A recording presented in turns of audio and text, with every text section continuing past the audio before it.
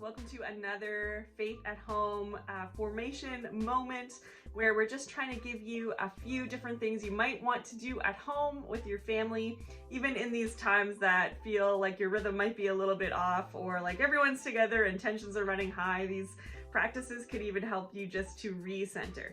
And I want to remind you that it's not about doing these practices perfectly. It's not about everyone participating. You may never have like a kumbaya moment when you do these practices with the family. But the big win is that you are investing in your family's faith formation. The Spirit of God is with you, no matter if things go absolutely perfectly or if you feel like we're never doing that practice again and no one was engaged. That is okay. The win is that you're taking time to do faith formation with your family. Today I want to introduce you to a practice from Faithful Families by Tracy Smith. And this is a really good one, I think, for the season that we're in. This is a practice on waiting.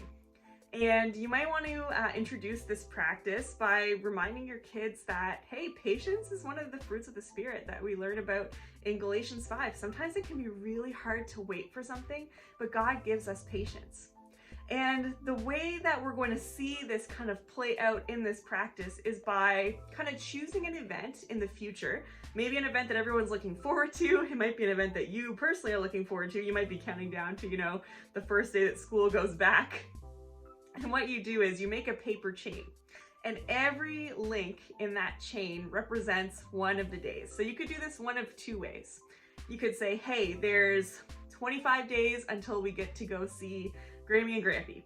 So we're gonna make a 25 chain link, and every day you kind of come to the chain together, you take a link off, and you talk about how we're being patient and how God helps us to wait for those things.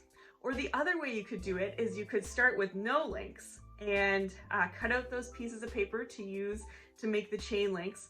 Maybe every day you sit down and say, hey, we're waiting to go to Grammy and Grampy's house.